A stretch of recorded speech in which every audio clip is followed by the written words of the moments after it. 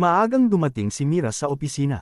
Isa siyang intern sa isang malaking kumpanya at ito ang una niyang linggo sa trabaho. Suot niya ang pinakabago niyang blouse at inayos niyang mabuti ang kanyang buhok.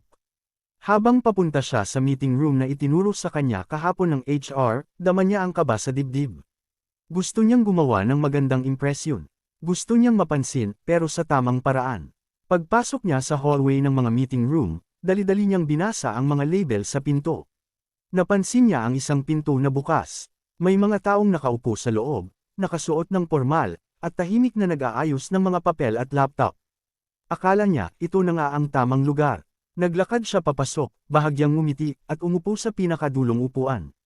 Tahimik ang buong silid, walang pumapansin sa kanya, kaya inakala niyang maayos lang ang lahat. Sinubukan niyang hindi magpakita ng kaba. Hinigpitin niya ang hawak sa kanyang notepad at sinimulang mag-isip ng mga pwedeng sabihin mamaya, kung sakaling tanungin siya. Habang lumilipas ang minuto, napansin niyang parang hindi pamilyar ang mga mukha ng mga taong nasa silid. Hindi niya nakilala kahit isa sa kanila, at wala ring ibang intern tulad niya. May bahagyang pagkataranta sa dibdib niya pero pilit niya itong pinipigil. Baka ito lang talaga ang mga department heads, inisip niya. Baka sila lang talaga ang nauna. Ayaw niyang umalis at magmukhang tanga. Tumikim ang isang lalaki sa harap. Lumingon siya, doon niya napagtanto, ang lalaking tumikim ay si Mr. Alvarez, ang CEO mismo ng kumpanya. Tiningnan siya nito ng mabilis pero matalim. Parang nagtataka, hindi siya nagsalita pero ramdam ni Mira ang titig. Biglang nanlamig ang kanyang mga kamay. Hindi niya dapat ako mapansin, bulong niya sa sarili. Uupo lang ako dito, tahimik lang, baka hindi niya ako mapansin ulit. Sa bawat segundo na lumilipas, lalo siyang kinakabahan. Ramdam niya ang tibok ng puso niya sa kanyang lalamunan. Pero hindi siya gumalaw. Nagkunwaring interesado sa mga dokumentong wala naman siya sa mesa. Tahimik lang siya, ayaw niyang magkamali, ayaw niyang misermonan sa unang linggo pa lang.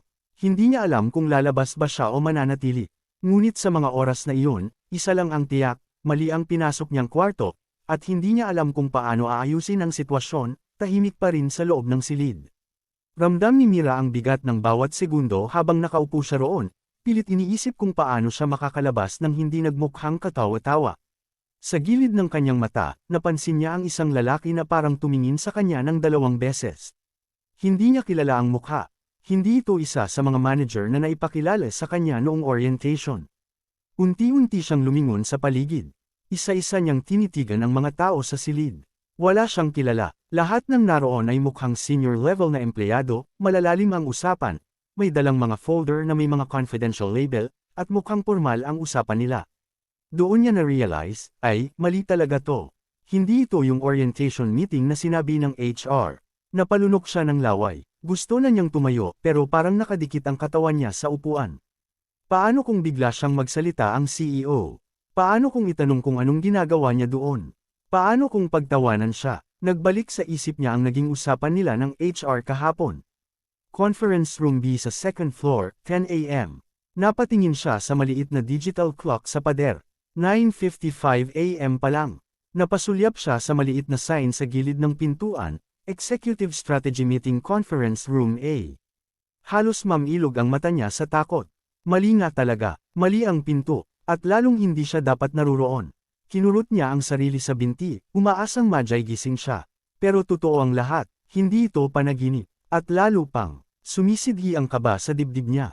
Ang dami niyang iniisip, baka masisante siya, baka pagalitan, baka mapahiya. Naalala niya ang payo ng kanyang ate bago siya umalis ng bahay noong umaga, huwag kang matakot magtanong. Kesa magkamali, pero ngayon, parang huli na ang lahat para magtanong. Nasa maling meeting na siya, sa harap ng CEO, sa loob ng kwarto kung saan hindi siya dapat naruroon. Nagpapanggap siyang nagbabasa ng notes sa kanyang notepad. Gumuhit siya ng kung ano-anong linya para lang may ginagawa siya. Pilit niyang pinapakalma ang sarili. Okay lang to, Mira. Lilipas din to. Kapag nagsimula na ang meeting, dahan-dahan kang aalis. Baka hindi nila mapansin, pero hindi ganoon ka-simple. Ramdam niyang may mga matang nakatingin sa kanya. Hindi diretso, pero palihim. At mas lalo siyang nilamon ng kaba. Habang naroon siya, unti-unting nawawala ang tiwala niya sa sarili. Ang inaasam niyang unang linggo na puno ng pag-asa at excitement ay unti-unting nauuwi sa hiya at pangambang baka ito na agad ang katapusan ng kanyang internship, biglang tumigil ang bulungan sa loob ng silid. Napalingon si Mira sa harapan. Tumayo si Mr. Alvarez, ang CEO. Matikas ang tindig nito, seryoso ang mukha, at may hawak na tablet sa kaliwang kamay. Wala siyang sinabi agad, pero nilaybot ng tingin ang buong kwarto, hanggang sa sandaling tumama ang mga mata niya kay Mira. Mabilis lang ang tingin, pero sapat na para manigas si Mira sa kinauupuan. Parang huminto ang mundo niya. Parang hindi siya makahinga. Umiwas siya ng tingin, kunwari may binabasa sa kanyang walang laman na notepad. Pero ramdam niyang nakita siya. Ramdam niyang napansin ng mismong CEO ang presensya niya sa silid. Sa loob-loob niya, gusto niyang maglaho. Para siyang bata na nahuling pumasok sa klase ng ibang section. Nanginginig na ang kanyang mga daliri. Hindi na niya alam kung saan ilalagay ang sarili. Ano kayang iniisip ng CEO? Tanong niya sa sarili. Baka akala niya kung sino akong sumingit lang dito. Baka isipin niyang mayabang ako. O tanga, habang nakatayo ang CEO sa harapan, nagsimula na itong magsalita. Let's begin, aniya sa malalim na tinig. Formal at malamig. Hindi niya muling tinignan si Mira. At kahit papaano, medyo lumuwag ang dibdib niya. Pero hindi pa rin siya makakilos ng maayos. Wala siyang alam sa topic. Wala siyang kopya ng agenda. Wala siyang alam sa kahit anong nangyayari. Ang tanging alam lang niya, dapat wala siya doon. Kahit pilit niyang kalmihin ang sarili, ramdam niya ang pawis sa batok. Pati kamay niya, basa. Ang utak niya, lumilipad. Hindi niya maintindihan ang pinag-uusapan sa meeting. May mga salitang technical, may mga numero, may mga strategic plans. Lahat pamilyar sa tunog, pero hindi niya alam ang kahulugan. Napatingin siya sa isang executive na nagsalita. Mabilis magsalita, diretso. Yung tipong sanay na sa mga ganitong klase ng pulong. Samantalang siya, hindi makalunok ng maayos. Napatanong siya sa sarili, bakit ba hindi ko siniguradong tama ang kwarto bago ako pumasok? Bakit ako nagmadali? Habang tumatagal, lalo siyang napapaisip kung ano ang tamang gawin. Tatayo ba siya at aaminin mali ang kwarto? O magpapatuloy sa pagpapanggap hanggang matapos ang meeting? Alam niyang may risk ang parehong opsyon. Pero sa ngayon, nanatili siyang tahimik. Isang intern na nawawala sa lugar. Isang maling pihit ng pinto na maaaring magbago ng takbo ng kanyang internship. At kahit gaano siya kabado, alam niyang wala na siyang ibang pagpipilian kundi harapin ang sitwasyon, kahit ayaw niya, habang nagpapatuloy ang meeting, pilit pa rin kumikapit si Mira sa natitirang lakas ng loob niya. Wala siyang maintindihan sa pinag-uusapan pero sinusubukan niyang magmukhang seryoso. Pinipigilan niyang magpanik kahit gustong-gusto na niyang tumayo at tumakbo. Palabas, umayos siya ng upo. Pinilit niyang i-relax ang balikat at pinakawalan ng mahigpit na pagkakahawak sa kanyang notepad. Nilainggan niya ng bahagya ang katabi, tiningnan kung paano sila umasta. Nakakunot-ngu ito habang nakatingin sa tablet. Ginaya niya ang ekspresyon, kunwari nag-iisip din. Napansin niya ang isa pang babae sa tapat niya. Tahimik pero alerto, may hawak na ballpen at sulat ng sulat sa maliit na notebook. Sinubukan niyang gayahin iyon, kahit wala siyang alam sa sinusulat niya. Bahala na, sabi niya sa sarili, habang gumuguhit lang siya ng mga linya at peke ng notes. Napalingon siya sa gitna ng meeting room. May lalaking nagsasalita, tila nagbibigay ng report tungkol sa performance ng isang department. May nabanggit itong market share, Q2 growth, at strategic alignment. Puro salitang hindi niya alam sa detalye, pero pamilyar sa tunog. Okay lang to, bulong niya sa sarili. Mukhang hindi naman sila interesado kung sino ang bagong mukha rito. Pero kahit anong gawin niyang pagpapanggap, hindi pa rin nawawala ang kaba sa dibdib niya. Bawat galaw niya ay maingat. Bawat paghinga ay kontrolado. Ayaw niyang gumawa ng ingay. Ayaw niyang mapansin muli. Sa isang punto, may narinig siyang tumikim. Napalingon siya sa direksyon ng tunog. Isa sa mga director ang parang napatingin sa kanya. Hindi siya sigurado kung siya ang tinitingnan o may iniisip lang ito. Pero para sa kanya, para na siyang nahuli. Napatingin siya sa kanyang notepad at kunwaring may sinusulat ulit. Kinakabahan na naman siya. Paano kung tanungin ako? Tanong niya sa sarili. Paano kung biglang sabihin ng CEO, ikaw, anong masasabi mo dyan? Naalala niya ang isang palabas na napanood niya dati, kung saan ang isang karakter ay biglang tinanong sa gitna ng high-level meeting. Hindi siya handa. Tumayo siya, nagsalita ng kung ano-ano, at nauwi sa kahihiyan. Ayaw ni Mira na mangyari yun sa kanya. Sa kabila ng lahat ng takot niya, nanatili siyang tahimik. Pilit niyang iniisip na baka matapos na rin agad ang meeting. Kapag tapos na, saka na lang siya dahan-dahang lalabas, parang walang nangyari. Pero kahit tahimik siya, nararamdaman niya na parang mas lumalalim ang titig ng mga mata sa paligid niya. Hindi sigurado, hindi tiyak, pero sapat para bumilis ang tibok ng puso niya. Gusto niyang magtagal pa sa upuan, pero gusto rin niyang mawala. Gusto niyang hindi mapansin, pero alam niyang hindi siya kabilang sa kwadradong iyon ng mga importanteng tao. Sa isang lugar na para sa may posisyon, siya ay isang ulap lang sa gitna ng langit ng mga milyonaryo, biglang natahimik ang buong silid. Lahat ng boses ay tumigil. Walang gumagalaw. Nakaramdam si Mira ng kakaibang lamig sa paligid, para bang bumagal ang oras. Mula sa kanyang kinauupuan, narinig niya ang boses ng CEO na may tinanong. "Excuse me, ikaw, anong pangalan mo?" Para siyang tinamaan ng kidlat. Napatitig siya sa mesa, nanigas. Hindi siya makapaniwala na siya ang tinutukoy. Dahan-dahan siyang tumingin sa unahan. Nakatingin si Mr. Alvarez sa kanya. Diretso, walang ngiti. Tahimik ang buong kwarto. Lahat ng tao nakatingin sa kanya ngayon. Bulong niya, halos hindi lumalabas ang boses. Inulit ng CEO, mas mahinahon. "Ikaw, miss, anong pangalan mo?" Pinilit ni Mira ang sarili na magsalita. Mira po." "Mira Santos," sagot niya, halos nanginginig ang boses. "Anong department ka?" Tanong muli ng CEO. Saglit siyang natigilan. Tumigil ang mundo niya. Sasabihin ba niyang intern lang siya? Sasabihin ba niyang mali ang pinasok niyang kwarto? O magpapanggap siya na isa sa mga empleyado? "Marketing po," biglang sagot niya, kahit hindi iyon ang totoo. Dahil sa kaba, hindi niya alam kung anong pumasok sa isip niya at yun ang lumabas sa bibig niya. Baka instinct, baka takot lang talaga. Tumango. Ang CEO, parang walang halong emosyon. "Okay, anong masasabi mo tungkol sa campaign strategy na sinabi kanina?" Halos matanggal ang puso ni Mira sa dibdib niya. Hindi niya naintindihan ang pinag-usapan. Hindi siya handa, pero kailangan niyang sumagot. Napakagat siya sa labi at sinubukang mag-isip ng mabilis. "Sa tingin ko po, importante po na, maintindihan muna ng audience ang core message ng brand bago po sila makumbinsi." Sabay mabilis na tango, para kunwari sigurado siya. Tahimik ang silid. Ilang segundo lang, pero para kay Mira, para na siyang nalunod. Nagkatinginan ang ilang executives. Ang iba, parang nagulat. Ang iba, seryoso lang ang mukha. Tumango ang CEO. "Good point," sabi niya, saka muling bumaling sa isa pang executive sa kaliwa. Para kay Mira, para siyang sinagip mula sa bangin.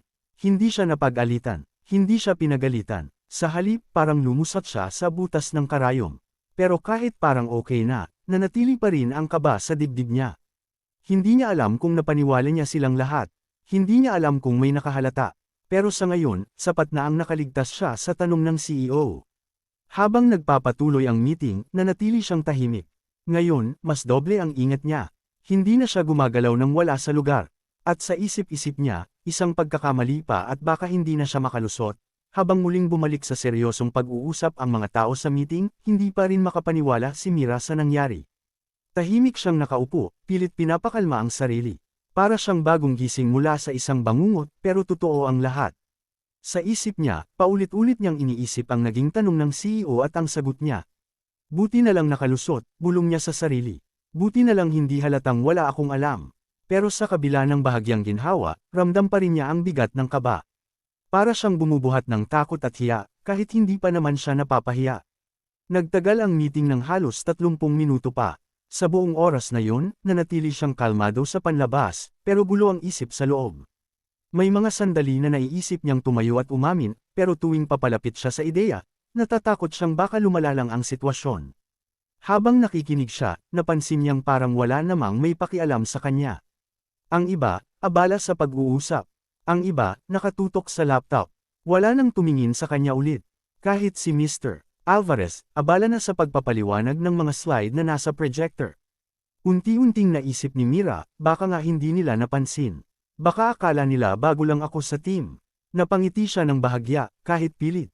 Hindi pa rin siya kampante, pero kahit papaano, unti-unting nababawasan ang bigat ng kanyang nararamdaman.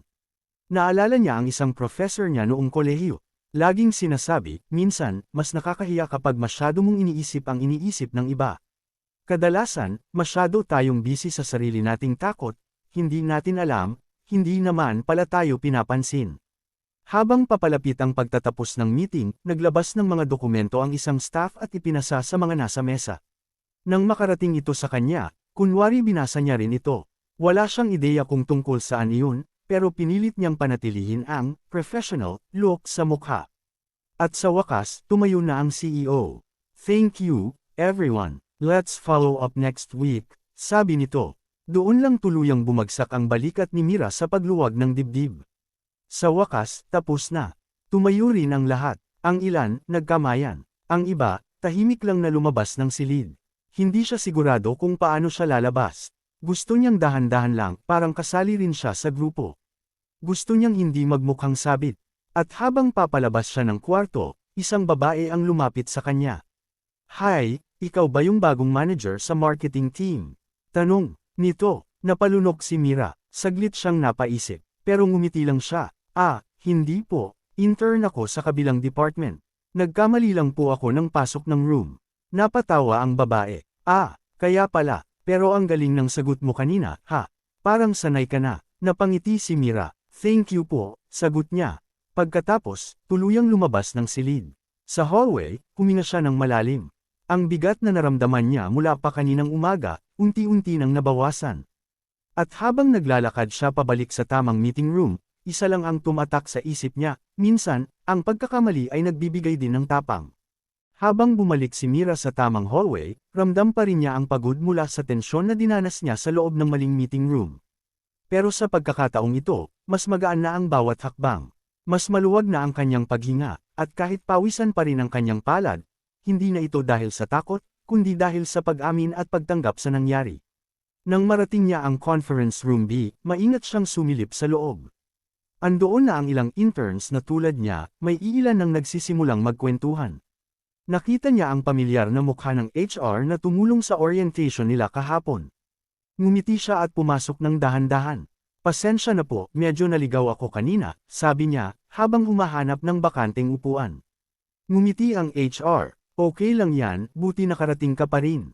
Habang umuupo, napaisip si Mira kung paano magiging ibang-iba ang pakiramdam niya kung dito siya agad pumasok.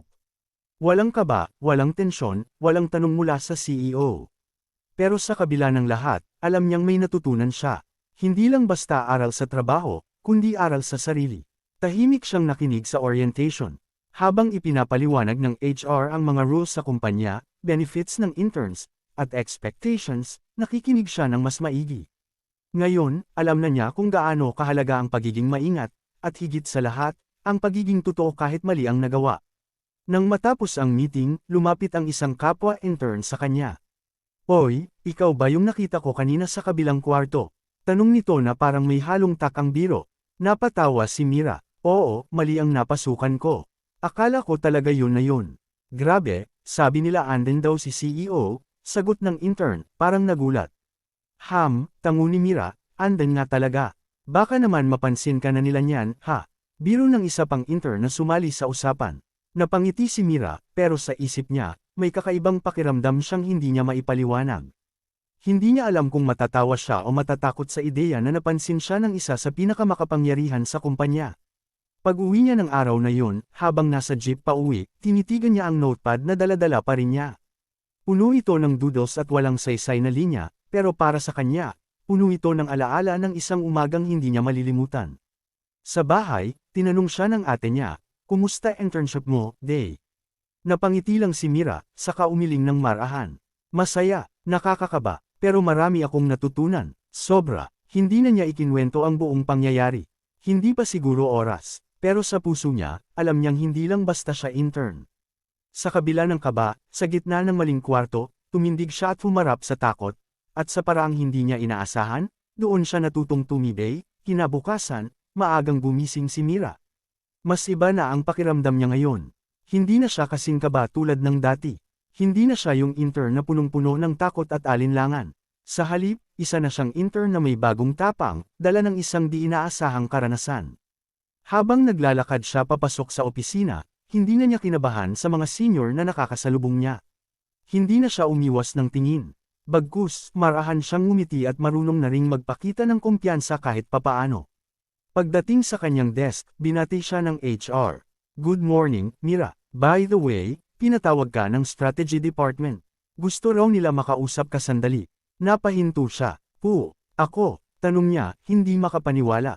Tumango ang HR. "Oo, sabi nila, may binanggit kang insight kahapon sa meeting nila. Curious daw sila kung saan mo yun nakuha." Gusto ka raw makilala. Nanlaki ang mata ni Mira. Hindi niya alam kung matutuwa ba siya o manganginig na naman sa kaba. Pero alam niyang ito na ang pagkakataon para gamitin ang nangyari hindi bilang pagkakamali, kundi bilang simula. Pumunta siya sa strategy department. Pagkapasok niya, may ilang tao na roon. Isa sa kanila ang executive na nakatabi niya kahapon. Nginitian siya nito. Hi, Mira, mabutit nakarating ka. Nag-usap kami ng CEO kahapon, at napansin namin yung sagot mo sa campaign strategy. Impressive yun, ha? Sabi ng lalaki. Hindi makapagsalita si Mira agad. Pero ngumiti siya, kahit kinikilig na ang dibdib. Actually po, instinct lang yun. Hindi po talaga ako assigned sa meeting kahapon. Nagkamali lang po ako ng room. Napatawa ang executive. Alam namin, pero minsan, ang mga maling hakbang ang nagdadala sa tamang direksyon, di ba? Tumango si Mira. Opo, totoo po yan. Simula noon, naging bukas ang strategy department sa kanya. Tuwing may pagkakataon, pinapayagan siyang makisali sa mga discussion. Unti-unti, natututo siya sa actual na mundo ng corporate. At higit pa roon, naging mas malapit siya sa mga taong dati inaakalang hindi niya kayang lapitan. Isang hapon, habang nag-aayos siya ng mga files, lumapit ang CEO mismo. Mira, Anya, magandang insight yung sinabi mo noong isang araw. Keep speaking up. Maraming batang katulad mo ang kailangan ng ganung tapang. Napanganga si Mira sa gulat. Hindi niya inaasahan na lalapitin pa siya ng mismong CEO. Pero ngumiti siya, at sagot niya, salamat po, sir. Susubukan kong mas matuto pa. Habang lumalalim ang mga araw sa internship niya, hindi na lang siya basta takot na intern. Isa na siyang mas matatag na tao. At kahit pa alam niyang marami pa siyang kakaharaping hamon, buo na ang loob niya. Hindi na siya ang Mira na natulala sa maling meeting room. Sa bawat hakbang, dala niya ang isang simpleng aral na hindi itinuturo sa loob ng silid-aralan, na ang pagkakamali ay hindi katapusan, kundi paanyaya sa bagong simula. At mula sa araw na yun, hindi na lang siya basta napansin ng CEO. Napansin na rin niya ang sarili niyang halaga.